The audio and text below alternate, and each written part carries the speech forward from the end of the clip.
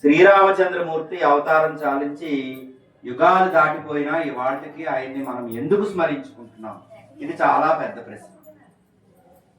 ఈ ప్రశ్నకి సమాధానంగా ఏమొస్తుందంటే, రామచంద్రమూర్తిని పోలినటువంటి పురుషుడు ఈ భూమి మీద మరొకడు లేడు.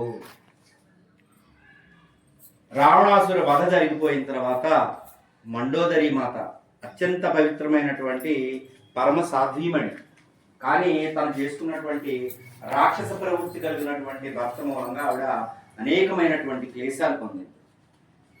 ఆవిడ విలపిస్తూ భర్త యొక్క పార్థివ దేహాన్ని చూడడానికి వస్తే రామచంద్రమూర్తి ఆవిడ నీడ కూడా తాకకుండా వెనక్కి జరిగిన సందర్భం. ఇలాంటి పురుష పుంగవుడు ఈ భూమి మీద మరొకడు లేడు.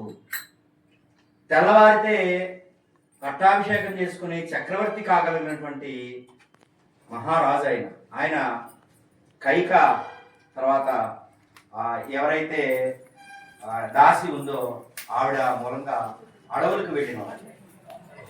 ఈ రామతత్వం ఏం చెప్తుందంటే, ఎంతటి కష్టం వచ్చినా సరే చిరునవ్వుతో ఎదుర్కొనే ధీరోదాతులుగా మనందరినీ తీర్చిదిద్దుతుంది. కాబట్టి మన బిడ్డలకి ధర్మ వారసత్వాన్ని అందించాలి.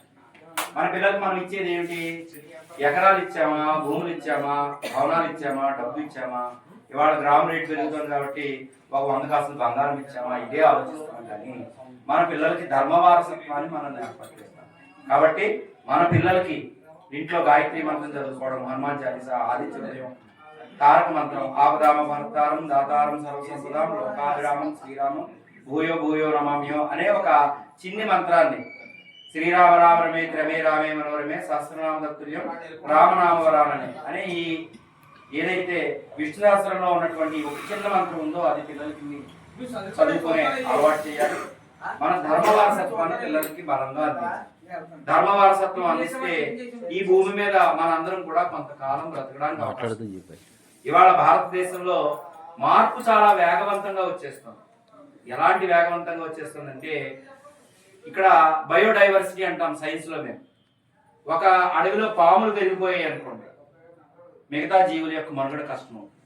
చిరుతపులులు పెరిగిపోయాయి అనుకోండి, మిగతా జీవుల మనుగడ కష్టం. పందులు పెరిగిపోయాయి అనుకోండి, మిగతా జీవుల మనుగడ కష్టం.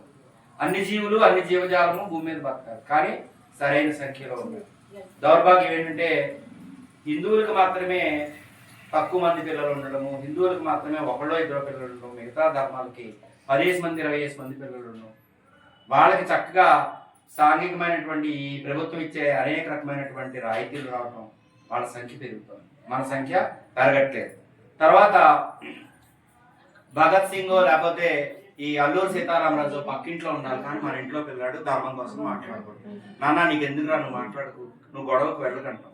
మన పిల్లల్ని కూడా కత్తి పుచ్చుకుని ఖడ్గం పుచ్చుకునే ఒక వీర శివాజీ లాంటి వారసత్వాన్ని మనం తయారు చేయాలి. ఈ వారసత్వాన్ని తయారు చేయాలంటే మాలో ఎవరిలోనూ లేదు, మాతృమూర్తుల్లోనే ఉంది.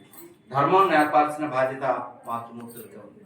నాకు ఈ అవకాశం ఇచ్చిన మీ అందరికీ పేరు పేరున ధన్యవాదాలు.